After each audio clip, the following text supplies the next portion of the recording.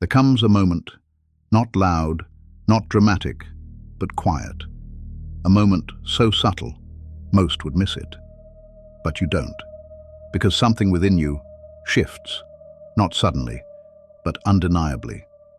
The noise fades, the confusion clears, the illusion weakens. You begin to see clearly what once confused you. You begin to feel what you once ignored. And what you feel is not anger. It is recognition of what has been happening all along. Recognition of what your instinct tried to tell you from the beginning. Recognition that something was never right.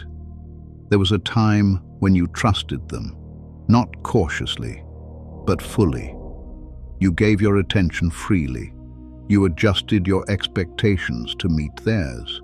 You made space where none was given. You tolerated what your instinct warned you against.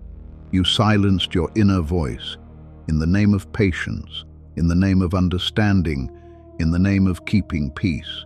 You told yourself, be calm, be reasonable, don't overreact.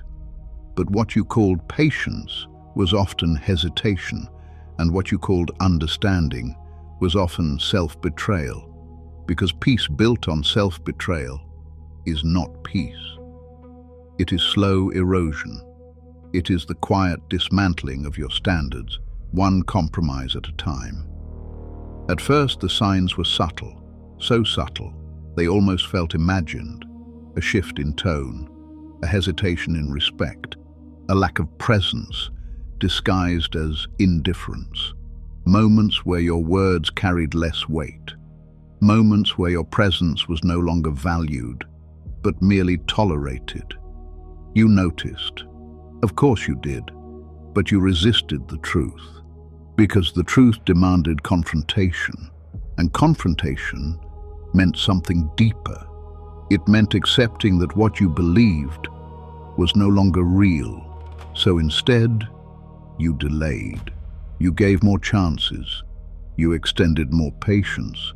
You lowered your standards, just enough to keep things intact. You convinced yourself that time would correct what discipline should have addressed immediately. But time does not correct what you continue to allow, and in that delay, you abandoned yourself. This is where most remain, not because they lack strength, but because they lack clarity. They live between instinct and action, between knowing and doing. They feel the betrayal, but refuse to name it. They sense the disrespect, but avoid confrontation, not because they are weak, but because they fear what comes next. Because once you see clearly, you can no longer pretend. And once you can no longer pretend, you must act. This is where power is either reclaimed or permanently lost. Understand this. Your power was never taken, it was given. Given in moments of hesitation, given in moments of silence, when you should have spoken. Given in moments of tolerance, when you should have walked away. But the Stoic does not dwell in regret. He does not replay the past endlessly. He observes, he learns, he corrects, he moves. So you begin again. Not with emotion, but with discipline. You sit with yourself, in stillness, no distractions, no noise, no escape, and you confront what you have avoided, not them, yourself. You ask, where did I ignore my instinct? Where did I trade my standards for comfort? Where did I allow what I knew I should not? And the answers come, slowly but clearly. They reveal your darkest fears, the fear of being alone, the fear of losing connection, the fear that walking away means failure, the fear that you invested and now must let go.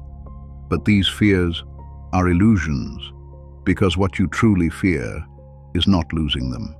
It is losing yourself, and that is far worse than solitude. So you decide, not impulsively, not emotionally, but deliberately.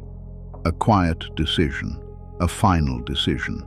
You stop negotiating, you stop explaining, You stop seeking understanding from those who have already shown you their position, because clarity does not require agreement.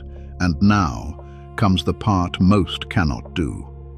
You let them go, not loudly, not dramatically, not with confrontation fueled by ego, but with silence. Because silence is not weakness, it is control. It is the refusal to argue with what has already revealed itself. It is the discipline to walk away without needing the last word.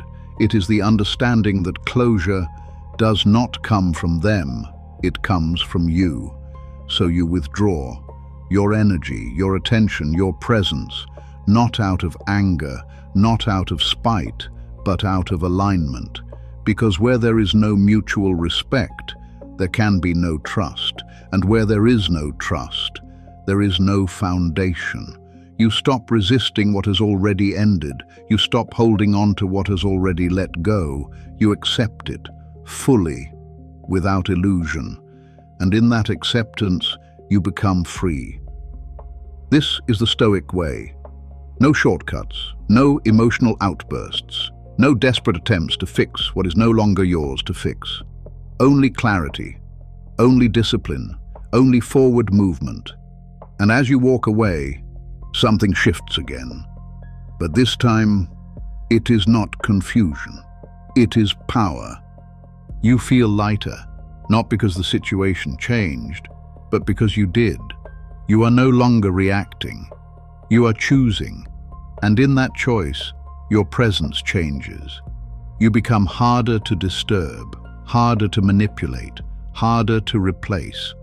Because you no longer operate from need. You operate from principle. This is what they never expected. They expected reaction. They expected confrontation. They expected emotion. They expected you to chase, to explain, to prove. But instead, they are met with silence. And silence is the most commanding presence of all, because it reveals something they cannot control. You. Not the version of you that tolerated. Not the version of you that waited, but the version of you that understands.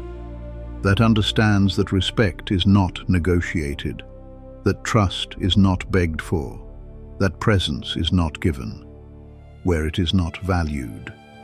And now, you follow a different path.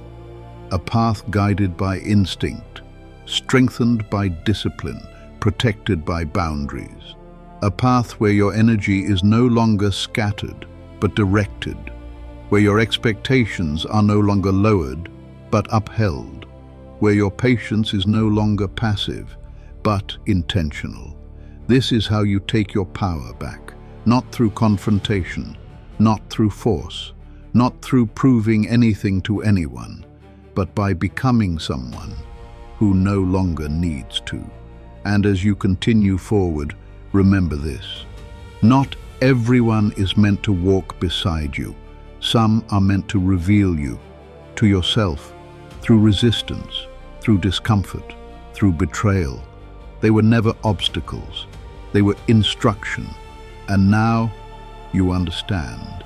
So you do not look back. You do not question your decision. You do not reopen what you have already closed.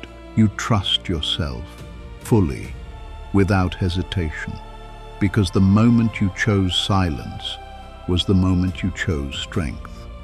And the moment you chose strength was the moment you became unshakable. Follow the path, always.